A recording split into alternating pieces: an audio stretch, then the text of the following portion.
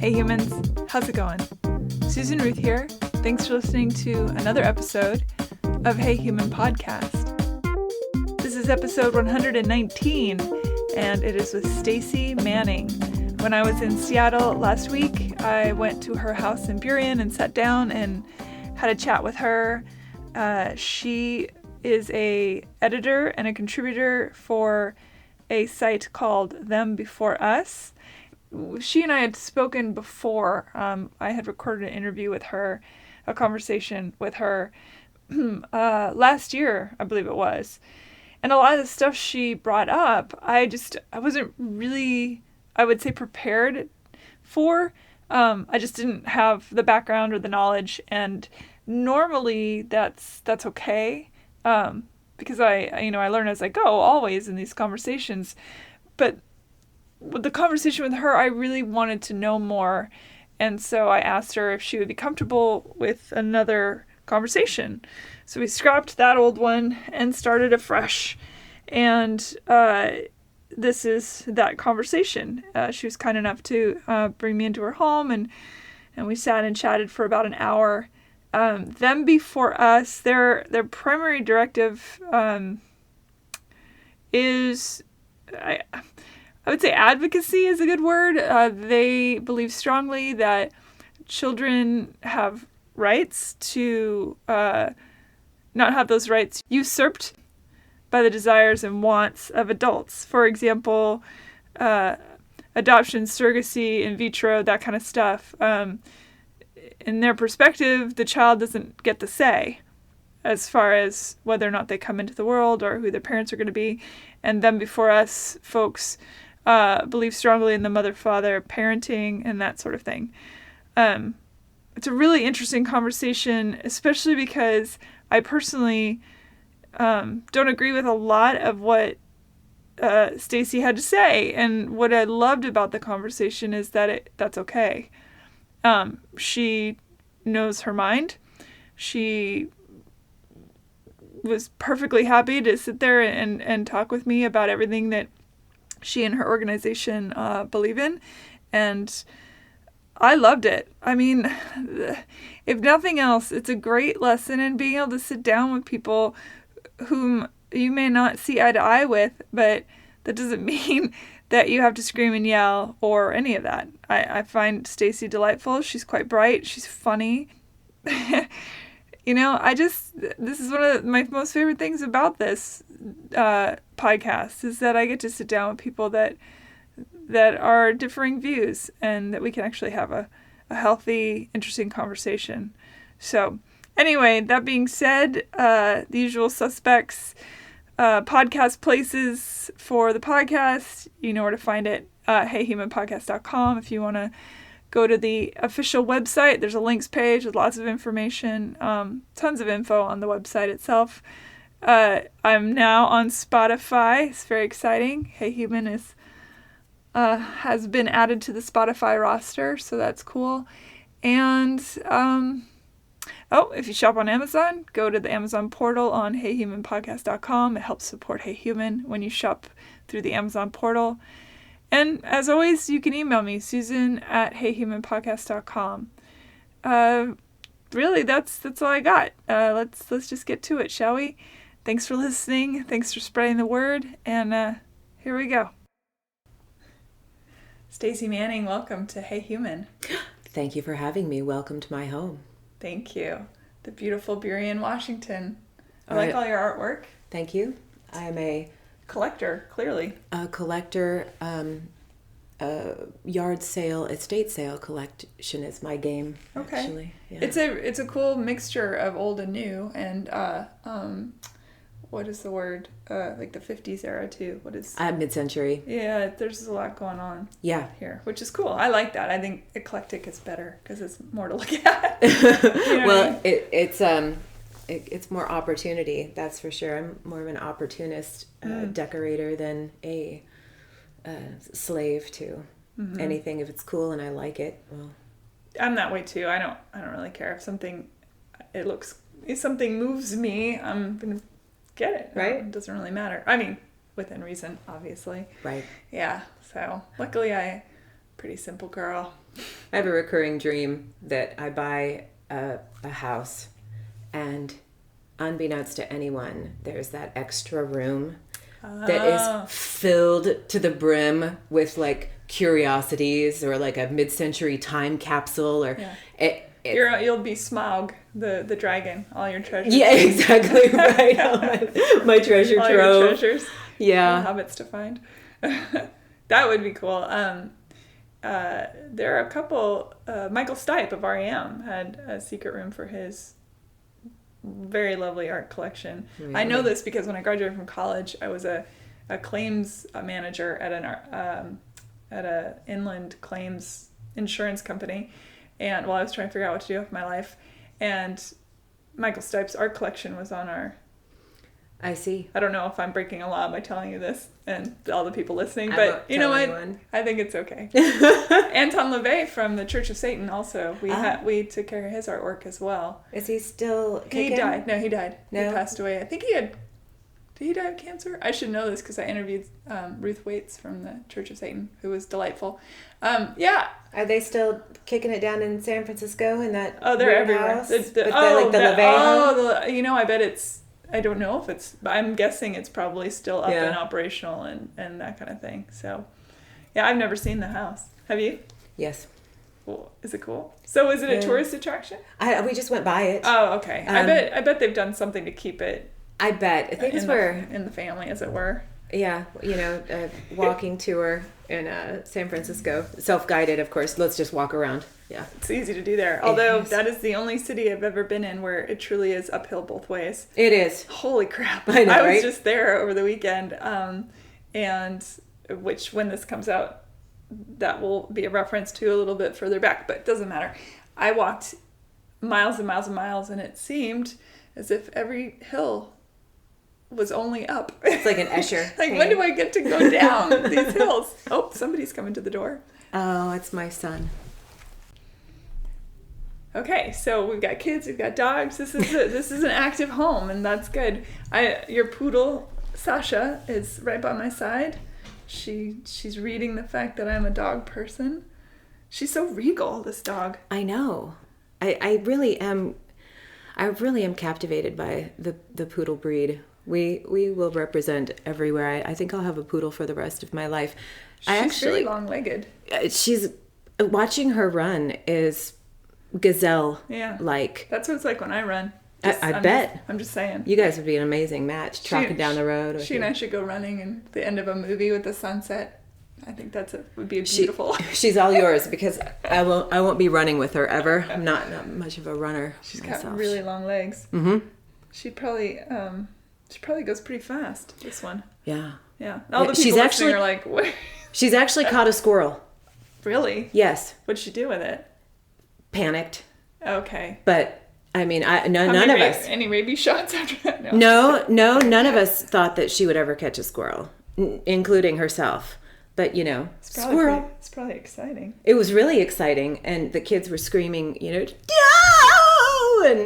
and I was screaming no, and she was confused, and holy so crap, she I caught it, dropped it, and off it ran. Oh, well, hot damn! It's a good game of chase. You're not supposed to catch the squirrel. Well, if she had been a cat, she would have just eaten it, I suppose. Yeah. Or a Rottweiler or something. Anyway, onward. So, I have known you for a very long time, but through the, not in constant contact, obviously, but through the powers of social media, we reconnected. And I actually, just to let the folks listening know, we did an interview or a conversation. I don't really like to call them interviews, but we did a conversation over Skype. And since I was going to be in town, I thought, you know what? Let's just do it in real life. So here we are, in real life, in the matrix of the real life. One of the things that really, so our conversation that we had before, it was more like reconnecting and saying, so what's up with your life? What are you doing now? That kind of thing. But we got on to an interesting topic, and that's what I want to talk about, if you're down for it. And that was the topic of adoption. So I'm going to let you sort of talk about your stance, because I certainly don't want to put words in your mouth. Where are you in terms of that topic? Well, I am really passionate about surrogacy and the commodification of children. Mm-hmm. Now, of course, I am. That's interesting that you took adoption out of our conversation. Adoption. I think because we talked about it a lot in that. Did we? Yeah. Okay. My stance on adoption, and it's a beautiful thing, but it doesn't come without its damage, you know. Well, let's take it back then. Yeah. Since that's sort of a branch of the tree. Mm-hmm. Let's start at the roots. Let's go from there. So surrogacy is the root? Yeah, I would say children's rights. Okay, so let's start from there. All right. Yeah. What is your stance? It's probably evolving, but it is. In general. It is. You know what? Back, 10 years ago, I thought, well, of course, surrogacy is a beautiful thing for a woman who can't get pregnant, right? And here we are, a decade later, and we are manufacturing and trafficking in little humans, where we know for absolute sure that a child growing up without either its mother or its father has a diminished outcome when you're looking at statistically how well they do socially, depression, drugs, alcohol, all the social ills, right? So we know this. And we know fatherless homes are a blight. We know kids desperately need both a mother and a father. Yet, on the other side, we are wantonly manufacturing children, virtually guaranteeing that they won't have a relationship with either their biological mother or their biological father. Okay, so first, who's the we? What is the research? Where are we getting that from? I work with a website called Them Before Us. Them Before Us. ThemBeforeUs.com. It's a clearinghouse of all of the studies. We're trying to make it the place where you can go to seek out any of the data that you want, the personal stories. Does it represent both sides, or simply the sides of the people that believe that children? It represents children's rights and children's desire. Okay. Mm-hmm. Okay. We're not really. Our concern is sacrificing the needs that children have to satisfy the desires of adults is entirely out of sync. You mean wanting to be parents? Right. Okay, so this isn't like a gay straight thing. This is a simple, any child being implanted in it, or any egg sperm combo being implanted in another person. It's that implantation that you are. It's the and then it's divorce, and it certainly has to do with lesbians or gays raising children. They're the major market for the surrogacy industry, which is what it is. Not to say that any gay or straight couldn't be an awesome parent, but a child needs the complementary male and female for the child's well-being.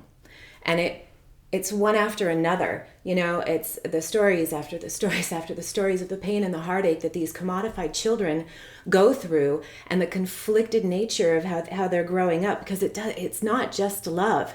It's not just because I was so wanted. The needs of the children are entirely absent from the conversation.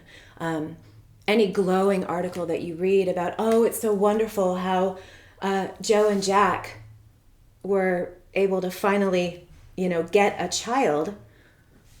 But we already know that a child growing up without a mother, that's devastating. And, well, unless your mother's a terrible mother. It's always this world has crap and brokenness all over the place, 100%. But Maybe not statistically 100%, but that meant I agreed with you. Well, it's never going to be, but we can't make social policy on the individual failings of individual people when we look at the greater good of two people living together, loving one another, creating a family, and raising those children. So in your belief system, you don't think a gay couple and or a lesbian couple or non-binary, whatever, any of the things that there are, that they, that even if they were to give unconditional love and support to a child, it's still an ill-conceived idea in your... I just want to make sure I'm getting... It is. And... because of the male-female... Yeah. Okay. Definitely. What about the children? So... Now, mind you, if I were the boss, and a child... Wait, you're not the boss? I read your Facebook posts. I know. Well, you're the queen of all you survey. A little, self-deprecating as I can be. No, I would never say that a child, institutionalize a child versus, place them like in an adoption situation or a foster situation with a lesbian couple or a gay couple. There's a hierarchy, but if there's a straight couple available, that would be the best placement. And for certainly babies, you have to triage these things. We're talking about human beings that, and I very firmly believe in the complementary nature of men and women. We just bring different things to the table, and it doesn't matter how different personalities where you would assign, well, that's more masculine and that's more feminine. No, that's across the board. The very way that we are made, our chemistry, our strength ability, our chromosomes, these things, they're, when you pull back a little bit further and you look at the human body and you identify the organs, they can all work on their own, right? They do exactly what they're supposed to do in and of themselves. Only the sex reproduction organs require the counterpart to actually realize what they were intended to do. That's to make babies. You mean making babies? You're not talking about... I'm not talking about gratification. Sex. Yeah. No, I'm not. It's sex. Okay. Sex is for making babies in the biological sphere. I think that matters. I know it matters. And it's certainly to be celebrated. This is not to say that I don't think that lesbian couples can have a wonderful life together. I'm quite libertarian about the whole thing. I would rather the government not be anywhere close to marriage, and marriage be in the church and social contracts be what they are. But when we start making public policy and when we start to erase the difference between men and women, the outcropping is trafficking in babies. It's trafficking in children. Mm-hmm. So I'm going to keep asking questions. I want to make sure I understand you. Yeah. So this is what I love about talking with you, is because I don't agree with you on almost everything you've said, which is great. The fact that we can talk about this. Other than, biologically, yes, I guess the pieces do fit together and make babies, but I also, I'm a fan of sex just for having it. As I'm sure you are too. Love sex. Yeah, okay, there we are. There's two things we agree on. I think I might be slightly confused. So, you would prefer, surrogacy, absolutely 100% no. Correct. Okay. Adoption, because there's clearly a lot of kids out there. Adoption, yeah. Better with a heterosexual couple adopting. Yes. Still okay with... I think it depends on the age of the child. Mm-hmm. if we're dealing with a kid that is past, 1 to 3, right? Mm-hmm. When all the groundwork is really really laid. So so that's an interesting way to put it. Yeah. All the ground, and I'm sorry, I don't usually like to interrupt, but No, that it's okay. the groundwork, the attachment. So you don't think it's healthy, or let me rephrase that. Yeah. I don't want to put words in your mouth. Do you think it's healthy for a non-hetero couple to raise up a baby because you think that they'll somehow rub off on them? Or I'm not sure where that's coming from. Mother and father attachment, male and female influence, connectivity between the mother and the father. Just the imprinting on the child. I mean, if we're talking about a little baby that needs a home and a family, I firmly believe that a male-female home is the best environment for that child. Do you believe that regardless of if one of the parent is a terrible parent? They wouldn't, if we're talking about adoption, we're looking at a vetted, background checked home study, the things that the government requires of adoptive parents to go through. Sadly, it's not always 100% effective because there are plenty of stories of adoptive parents and foster parents who are monsters. Very true. And biological parents who are monsters too. Very, very true. Yeah. And I know, of course, nothing. But this nothing isn't is perfect. about emotions. You're talking more about imprinting. I'm talking about the myriad things that we can't manufacture in the dynamic between a male and a female. That's singular. But for older children. Children need a home. So you're okay with... If I were boss, yeah. And I think it's an individual basis, Some kids that's going to be super for. What's the age that you feel is the starting point where they get to... That you would be comfortable with that placement? I don't know. I think it depends on the individual kid. Yeah. Because, kids are just so different, and everybody's just so different. And what happened to them as a child, and why are they in such a broken situation? Why do they need a home, Are you pro-choice or pro-life? I don't believe that abortion is appropriate at all. So that's not answering my question, though. Well, I don't think... Because a lot of people don't necessarily either want an abortion or would think an abortion should ever happen, but they're still pro-choice. Do you know what I mean? There's like a... No, I am... I think the choice is made when you decide to have sex, and sex is baby making. And so if you're going to make the choice to engage in baby making activity, there are consequences to that, and an innocent child should not bear the consequences of a choice that you already made.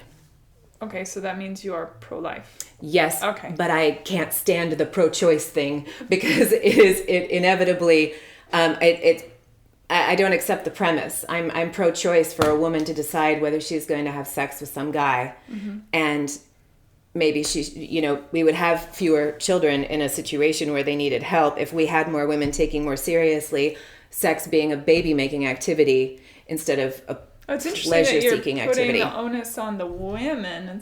And it is, but we're the ones with the wombs. It is more on us. I love what you've done with this womb. Nice. What about in cases of rape? Yeah. I'm going to just poke the stick at you because I think this is a really interesting conversation. So. Yeah, I know it's rape, and I should have, I didn't know where we were going to go with this, so... I feel you're prepared, though, so... adequate, fairly. The numbers of women who are raped and impregnated are incredibly small. And again... That's not what I asked, though.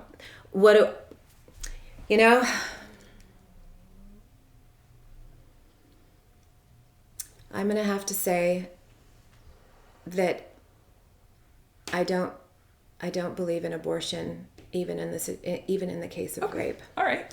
Because again, it's not like it's kind of a life. No, it's a human, and the circumstances were horrible. I can tell you personally that rape is no fun. When the woman killing the child for any reason, it's the murder of a human being. Okay. And I think we're going to look back on this part of this celebrate your abortion, shout your abortion like the proud nature that the zealots have. I mean, it's like... Well, there's zealotry in everything, unfortunately. But I don't know. The women I know that have gone through that procedure were not shouting it for the rooftops. It was a very daunting decision. And the women I have personally known. Right. Although I remember a girl from my high school, her big sister had several. And I remember thinking at the time, it's not birth control. Like, you are making a pretty intense choice there. I personally, as you probably assume, am pro-choice. Now, if I were to get pregnant, I don't know what my choice would be. I would probably keep it. I would hope so. But again, in a case of rape, or, I don't know, because I'm not in that moment. Other than, I think I know myself well enough to know, would that to happen, that's what I would choose. Yeah. Now, at 19 or 18, who knows? I also had a relatively tumultuous childhood. So, all these things play into factor. And speaking of childhood, how does your own childhood fit into where you are now? Like, where you said that you were along the way, you had one belief system and then it sort of turned, and I'm curious where that happened. I had a rough childhood. Not a lot of moral, right on, sister. Not a lot of moral guidance. Actually, zero moral guidance. If my mother ever hears this, it would probably break her heart. But, the truth is, I was not equipped with the tools that I'm trying to equip my children with. I was not instructed with a moral template that I could lay over my life. And I was kind of untethered, and I took this job as a concierge and spent my days listening to Dr. Laura. I remember Dr. Laura Schlesinger. Yeah, I remember her. Okay. And she's a conservative talk radio doctor person. Right? Yeah, I would say. But not really a doctor. But I wouldn't say, no, I don't think she was a PhD. But truth has a ring to it. And her truth telling and her relationship advice and guidance was like coming out of the desert into an oasis of cool water. And it, like, yes, that is exactly right. And in my own head, after a short time of listening, it hit the frequency for me, and I knew the answers, and it came from outside of myself, and I thought, my God, this is the mother that I never had. How old were you at that time? Was that like 21, maybe 22? So you're a pretty fully formed human at that point. Totally. But as you said yourself, still seeking... No worldview, and no concrete worldview. Lots of feelings, not a lot of logic, lots of emotionalism, too much time spent in my formative years in fight or flight. I really didn't have the opportunity to ruminate and think when, the police were being called again, Police being called on you or the family? My family. Yeah. We were the domestic dispute, and violence, emotional, crazy, out of control. We were that family. And this was just a door that was like swung wide in my brain. The light filled it, and I was so hungry for information. I fed myself steadily on a diet of talk radio. Read and learned more about government and history than I ever did. Were you feeding yourself from all sides, or just from a particular point of view? Well, that's an interesting question, because I think that there was only one side until conservative radio actually showed up.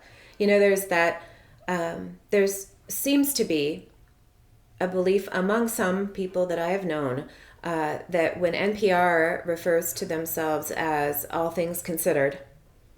That show? Yeah, like they're All Things Considered, right? That's the truth. And then there's like the right-wing people, right? Mm-hmm. The media has been so biased on the left, to the left for so long that that's just the static. And then I didn't necessarily, and of course, you know, I did listen to NPR. I do listen to NPR mostly to educate my children and like quiz them. Okay, what is their premise, right? Why do they think that? What assumptions are they making to tell the story in that way? How could they have actually, you know, headlined that story so it wasn't biased? Mm-hmm. So it's almost anti-training in a way. It's definitely anti-training. That's a great way to put it. Mm-hmm. And you know, I didn't listen to music anymore. I just, the explosion of the internet. I mean, I spend my days now, thankfully, listening to hours of Joe Rogan or Ben Shapiro or Andrew Klavan, David Rubin. I mean, hours long, 3 hour, you know, intellectuals that it makes me so happy to know that the short attention span thing, I don't think is really a thing anymore. When you look at the millions and millions of people that are sitting for 3 hours and... As a podcast host, I hope they are. We are. I am an avid listener. I have no issue. My father's hilarious because he's never listened to an episode. And I was like, what? Not even the one he was on. And I said, Dad, what's the deal? And he said, well, I don't have time for that. I'm like, all right, Dad, that's fine. And it's not daunting to me to listen to a 3-hour podcast. If I have to stop it and come back to it, I'm fine with that. But, yeah, I love it. So it's an interesting... In my mind, I think there is radicalization on either side of the aisle to such a fever pitch at this point. And of course, both sides can't see their nose to spite their face. That's a great way, you know, that's a great cliche to throw in there. Yeah. Which is unfortunate. Because I think there's a lot lost when you stop listening. Right? Yes. I think it's gone so far that we're not even having the same conversation. No, we're not. No, I agree with that. It's 3 things. Oh my goodness. We are on a roll, girl. Gotta go get the punch card. So I took us off there. No, I'm happy to go all over the place. That's what conversation is. So that's where I came to that's 21. Where the light went off for me, and I realized I'm in no way am I liberal. Okay. In no way. So where did the tides turn with the child situation? Well, I certainly, you're a mom, first of all. I'm a mom. But I feel like this happened before you were a mother. Yes, it totally did. And I got super lucky to marry a man who has a great head of hair, first of all. He really does. And the skin and the teeth. He's a good looking man. Good looking. And the kids. Oh, man. Okay, that's 4 things. I hope he hears this. Luckily, he was raised by a single mom. We met very young. I was 19. And we've just really grown together, you know, as we've met the things in life. And how old was he when you met? 23, so right around the same. Yeah. Age. It's just... and some of the same life experiences? Single mom, no dad around. And we definitely wanted to do it right. You know, marriage is for the long haul. Sure. If we had kids, ain't nobody getting out of here alive. And when we did finally conceive, that was one of the first eye-opening things for me, that my education about pregnancy and children was misguided. You know, I don't know if you can agree with this, but when we were coming of age, like, pregnancy was the end of your life. And abortion is the only thing that would save you from the horrors of becoming a mother, God forbid, 1,000 times. Or adoption. I think that was the message too. But I see what you're saying. Yeah, well, the social pariahs that were pregnant in high school. Yeah. I didn't have a high opinion of them. I was drinking well, of course you have an abortion because, saddled with a baby, please. You're totally self-absorbed and, Yeah, you're not allowed to be self-absorbed while having children, supposedly. Although I can name a few parents that have done so. We're all totally failed. That's where, yeah. Well, so that's interesting to me because having both of you come from a single-parent family, tumultuous, sounds like, it would make sense to me that the opposite of that would be where you are. It makes sense? That shaped you, right? That everything shapes us. We are an onion of our life and, every layer upon layer upon layer. And as a direct response to somebody who, if I am raised up in that family, my response I could totally see would go to like, no, the only option is a mother, father, a stable mother, and have that be the upbringing because you didn't have that, Now my parents don't listen to this, so I feel safe to say. There's the bus. Go ahead. There it is. Yeah. When I was a little girl, my mother and I did not have a healthy relationship at all growing up, and little girl, and sometimes adult girl, and I would pray. I used to write poetry about, and I would tell this to her now, but poetry that, I was at her funeral and that my father would meet some hot graduates, because he was a professor, some hot graduate chick and fall in love and leave my mom and take me off, with them instead. So we all have our interesting, our backgrounds shape who we are, but I'm not in agreement with you on that thing about that a child needs a mother and a father figure. I think a child needs love. That's my personal opinion. You should read some of the stories on them before us. I did, because the last time we talked. But see, to that point, after we talked and you pointed me to that website and I went through it and I thought, in my humble opinion, it's geared toward what you believe in, right? And so of course it's going to have information that supports that. But to that end, almost without fail, I do believe in adoption. I think there's far too many children. And if they can get adopted into homes, then great, because Lord knows the world needs love, and Lord knows we need healthy environments for children. But I would say 96% of the children adults that I know who were adopted into beautiful, loving, supportive, healthy homes have a sense of abandonment that they can't put their finger on. And it's really fascinating. And after our initial conversation, I have asked nearly everyone I have encountered who happens to be adopted and knows it, if that were the case. Yeah. And without fail. And they all say the same thing. A couple said, no, but almost everybody. And I found that fascinating. Yeah. And we've been sold that adoption is that's the fixer. There you go. And oh my goodness, they chose you. It's our gotcha day. But it's not without cost. Nothing is. Right. But I also believe wholeheartedly that our DNA is, a living, breathing thing. Obviously, that's a silly statement because of course it is. But I'm saying like every molecule of who we are is resonant to who begat us. Mm-hmm. I believe that. Mm-hmm. And I believe that goes back all the way, like throughout our entire ancestral line. Mm-hmm. That whatever my great, great, great grand whomever felt or thought or whatever, that is in my DNA.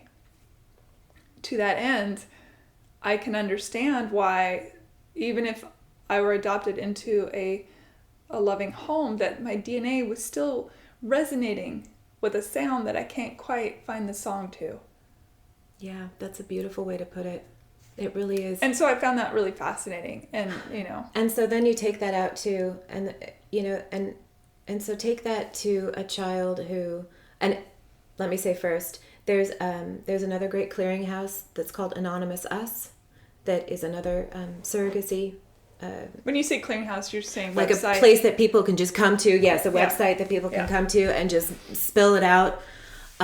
There's some fascinating dynamics to watch on like Facebook pages where potential surrogacy clients interact with children born of surrogacy, and it's like they're talking past one another. It's it is a fascinating thing to watch, because I understand the desire to be a parent desperately and deeply. It was so difficult for us to conceive our eldest. I couldn't even go to Costco and see pregnant women without coming home crying, because it was devastating once I decided, yes, I want to have a child. And all of that, you get pregnant when the wind blows kind of stuff that we were brought up on. And then it's difficult when you're 30. I can understand the desperate desire to have a child. But you had already had that feeling of no way, no Jose on the surrogacy, right? At that point? Were you No, I hadn't really ever considered it, because it wasn't really a thing, And I would not have done it myself, but I had a friend who was considering it because of, conception problems and on and on. And I thought, at the time, I felt a little unsettled about it, but I hadn't had enough experience. I hadn't worked on so many stories. I hadn't exposed myself to so much information. And frankly, we hadn't had enough test tube babies become adults to tell us what the story was, I mean, you can't... a guy that was test tube baby on my show. Yeah. It's a couple episodes back, Kevin. Really? So that's episode 111, and it's Kevin McElroy. The title of the episode is Seeking an Anchor Out at Sea. So check that one out, because it's really an interesting... Okay. So he didn't know until he was an adult. And his parents, his mother did in vitro, and his father knew, and but he didn't know. And then the parents ended up getting divorced. But he said that his entire life, he just didn't feel connected to his dad, and he couldn't figure out why. Imagine.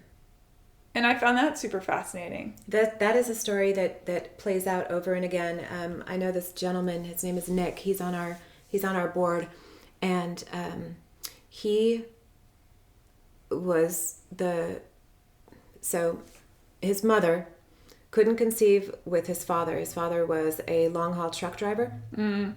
And she decided to go to the surrogacy clinic, whatever it's called, the egg donation or sperm donation. She picked herself out a genius. You got to have the genius. And what the implantation, what the doctors did not tell her was that Mr. Genius was the father of like 50 or 60 children, and he also was schizophrenic. And wow, they should have screened that out. Yeah, they just don't. They just, the profit motive is significant. And I mean, if you've got this IQ, well, okay, because mental illness and high IQs tend to go hand in hand. They hand. do indeed. There is so often that opposite. So, that's another important point about surrogacy. Had his mother met this guy, the interaction between them, the chemistry, the resonance between them, she would have said, "My God, this is not potential father material." All of the important this and that is taken away from making babies out of people that would not make babies together, where they were actually interacting and social. You bring up a really interesting biological point, because, for example, our siblings smell weird to us. Like, oh, you're ripe, brother Jeremy, go take a shower, whatever. Right. There's a biological reason for our direct relations to have a pungency to us or a something. it's so that we don't fuck them. Right. My husband, I knew. If we run into them randomly, if we never met, like if I never met my brother Jeremy, right. Let's say he got adopted into a different family or whatever, and we were to come upon each other, and there would be something repugnant about, we may be friends, but there would be something repugnant sexually, in theory. Now, that isn't to say that it doesn't happen where incestuous happenings from people that have never met and then come together and find out, oh my God, we're brother and sister or father and daughter. That does happen. But that's a misfire. And it could be that, you meet your sister, you are bonded, confused about the reason you're attracted to them. God, you're so much like me. You do this, you do that. Sure. Oh my God. And so biology does set it up so that we have those parameters. And I, to your other point about the person that's donating to several hundred children or whatever, and a friend of mine who's very, very bright had donated sperm in college to the tune of many, many, many recipients. And I think to myself, well, sheesh, man, that kind of, when you're moving out in the world, especially in a town, this is in Chicago, so the likelihood of you running into somebody you're related to, and then what happens if, that's why they used to get blood tests, though, right, before you got married, was to make sure you weren't related. And I don't think they require that anymore. But that is why that original requirement was to make sure. Yeah, so, every once in a while, I run into someone and they say, oh my gosh, you look exactly like my friend so-and-so, and I think, okay. I mean, we're all connected. Right. We are all of the same. We're all coming from the same basic place. So the fact is, we are all related. But I'm talking about hyper related. Right. So Nick, the donor conceived from the schizophrenic, he also had the same story. So not only did he not have that connection with his father, but he was infinitely brighter than his father. So I bet that went over well. It went over horribly. Yeah. And he spent his entire, 1 to 18 never having a connection with his father. And as he grew older, the ire between the two of them only increased because this man has another man's son living in his house who runs intellectual circles around him and is also mentally ill. Yeah, that's a tough combo. Man. And, you just don't... Go ahead. Yeah, no, I was just... Yeah, I mean, that's a tough combo. And there is something to be said, too, that I think about my childhood and my issues with mom and stuff, but she's mine. Yeah, and you chose, in your mind, your father met another woman. So, whatever your heart desired, a relationship with a female in a mother role that was better than yours, I mean, that's what the fantasy was. My parents have been married for a very long time, right? But I guess my point is, in your fantasy, it was another woman that would raise me up. Yeah, 100%. Yeah, because it's important. It's just important to have, But I didn't feel, the lack of bonding with a genetic parent can also be devastating. I know. Mm-hmm. So there's that too, and right? Because you didn't have it with your father. Oh, I did have it with my father, and that's what was so devastating. Oh, I thought you were not really. Oh no, I was so much like my dad, so much more like my dad, and then my mom. When he finally died, I'd already experienced his death, emotionally. It was just the final death of all hope that he would ever come out of his self-destructive tailspin, that we would ever have a relationship here.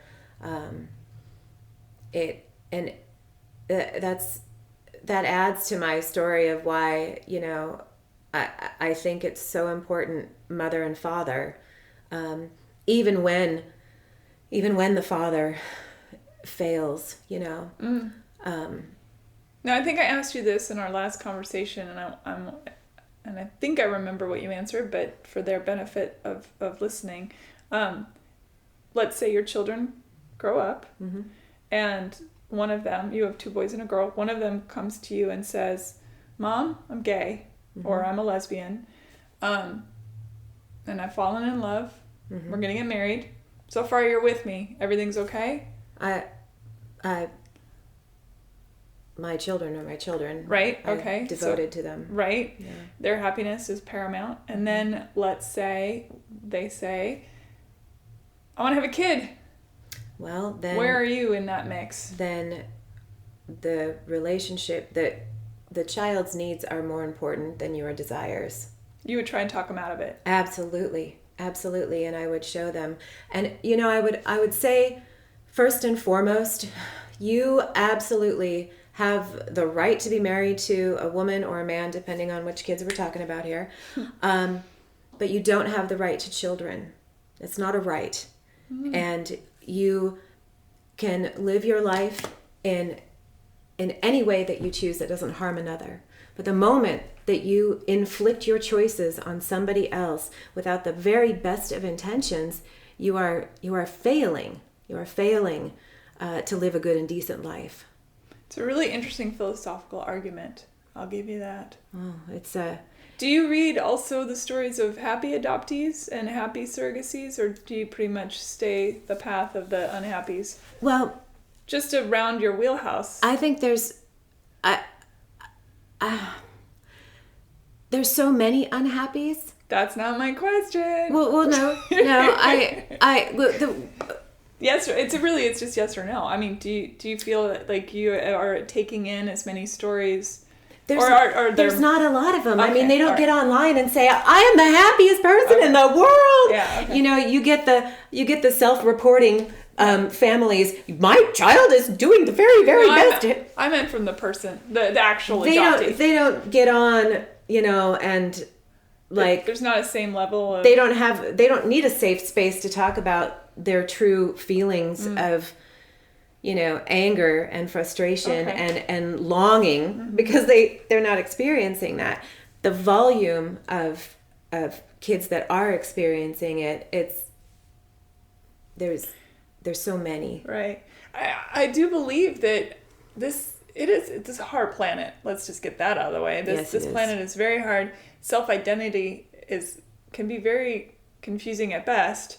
Just growing up, let's just say cis-normative, like you growing up with all the quote-unquote parameters that society requires of you. It's hard. And there's so much self-loathing and doubt and who am I? And you're trying to mirror and figure out who you are. And that's the best case scenario. Right. I know. We go the same on divorce. How do you mean? We don't, well. Oh, meaning you would never get divorced. No, on our site, on Them Before Us. Oh, okay. You get married, you stay married, and you do right by your children, What about in cases, I'm going to devil's advocate you again. Sure, in cases of abuse. Yes. Of course you remove yourself from the situation. Okay. But your children. Absolutely. But did you know that most divorces are initiated by women in low conflict relationships? Because they're bored?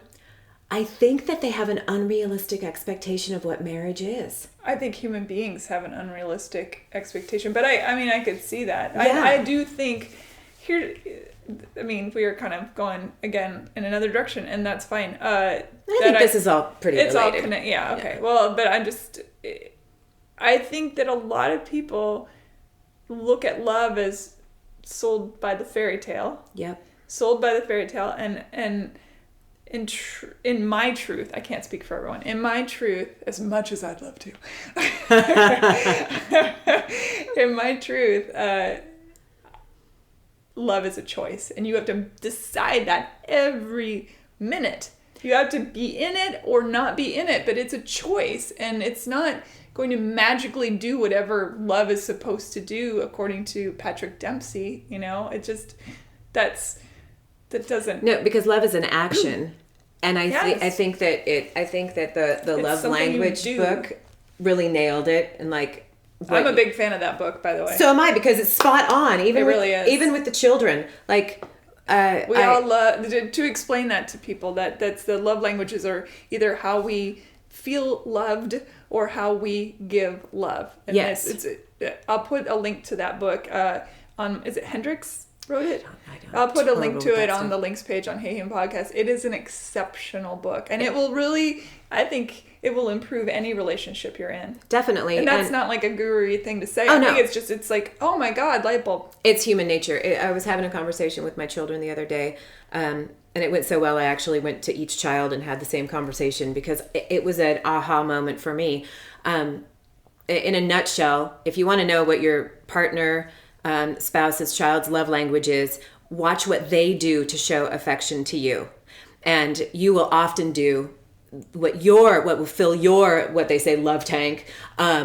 You will show love to the people that you love in that way, but you might not be speaking their language. If their language is gift giving and you're constantly cleaning the floors wondering, why don't you notice I'm cleaning the floors? Right. You're just harping because you're not service. Feeling gift of service. Right. Yeah. And so my daughter, she is just a hugger, the touch, so she's a gift physical of touch. Yeah. Totally. Mm-hmm. And me, in this season of my life, Mama needs service.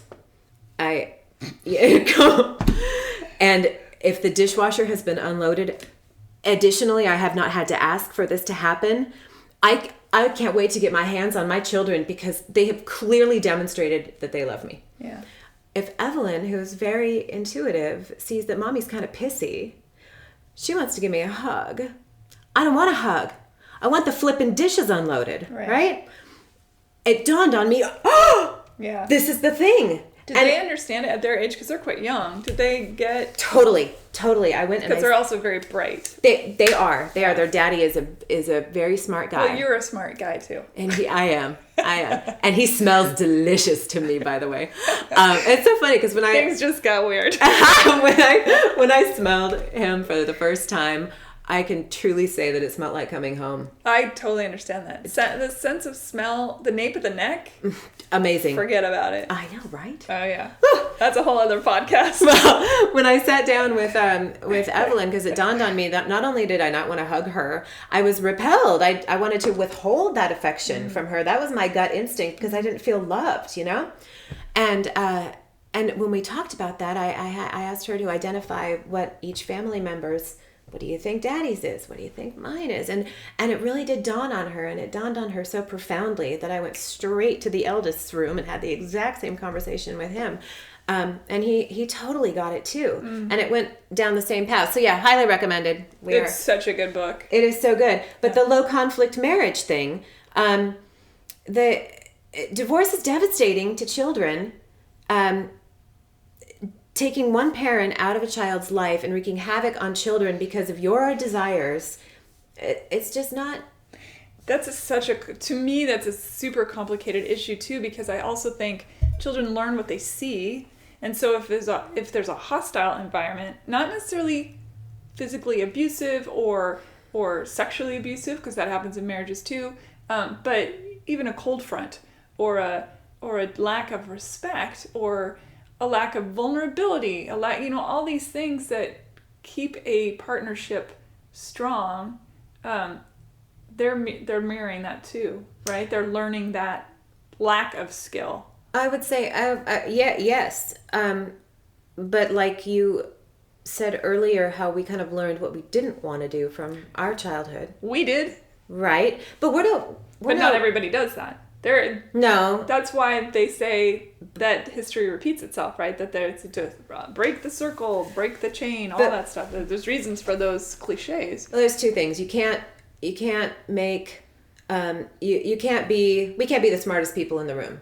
You know, that's how we end are up. Right now. I know, but figuratively. Although the dog is quite bright, I can tell. She is. Mensa dog right there. Mensa dog. That's the slippery slope of, yes, I know what to do better for myself, but my neighbors, God in heaven, they need my exceptional decision making, right? Mm-hmm. That's how we end up losing our freedoms too. Oh, it's not very libertarian of you. Right? It's totally libertarian of me. To want to take over your neighbor's life? No, I'm saying not. That's the thing. Right. I was saying the character you were being was not libertarian. That is not libertarian. Yes. Okay.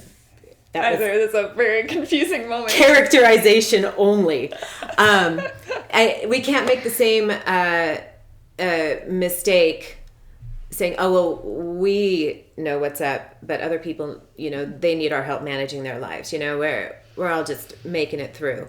The people that have the cold front, the subtle emotional abuse, all the crap that you were describing in marriages, that they are staying together, quote, for the children.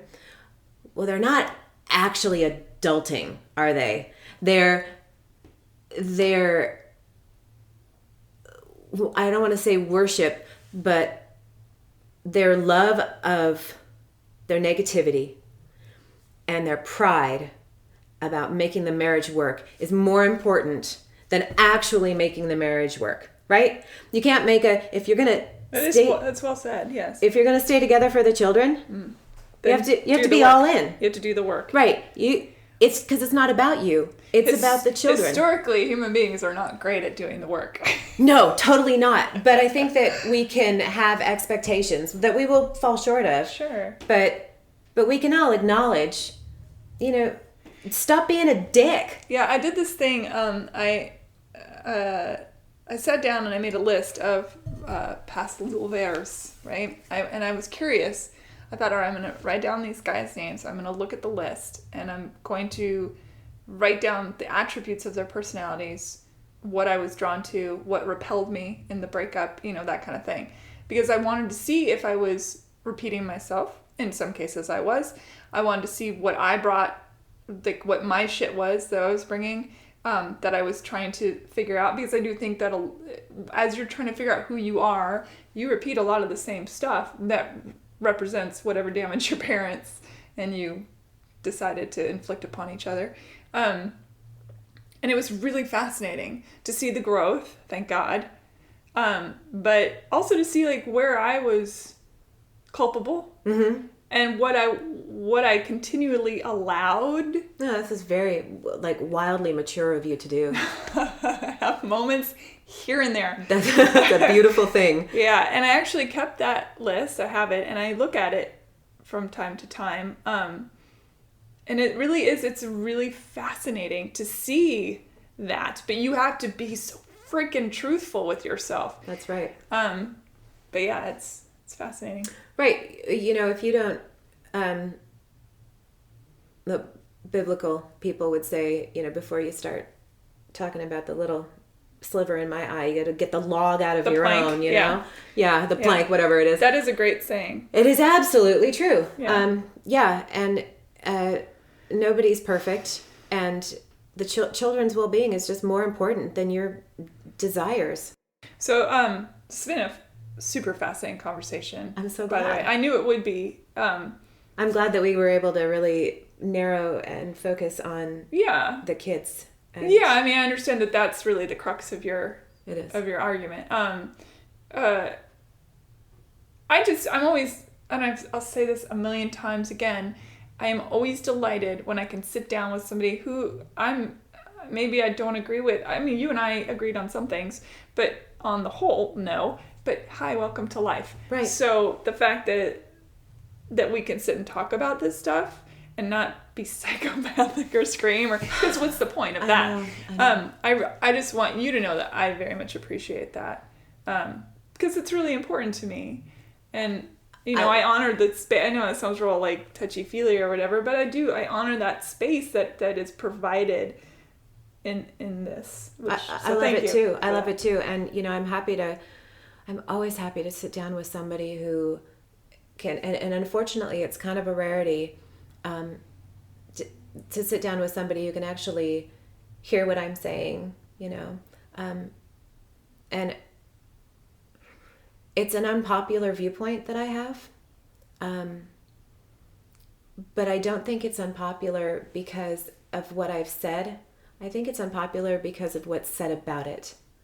My more conservative, libertarian focus on children is it's because of loving people and wanting the best for people. And I tell you what, if I had my one of my best friends, I'll leave him nameless, if he came to me and said, hey, my husband and I, we're gonna buy a baby, I would beg and plead for him not to. And I would ask him to consider what parenting is, and hopefully we would get to selflessness. And the most selfless thing that you can do, the biggest sacrifice that you can make if you have chosen to be in a relationship that doesn't make babies, is to not have a child. That is the number one sacrifice that you can make on behalf of children. And what are the websites one more time for people? thembeforeus.com. And the other one? And if you wanted to look around at the Anonymous Us is a place on Facebook, I believe, where and there's I'll put links. There's other couple of groups for the surrogacy kids that are anonymous that are really interesting if someone wants to reach out to you, thembeforeus.com. Then they just put Stacy Manning. It's I'm on the page. I'm a content editor. Okay, so they can reach my you that way. face is there. Yeah. Okay. And a number of others. Okay, great. So. Stacy Manning, thank you for being on Hey Human. I really appreciate it.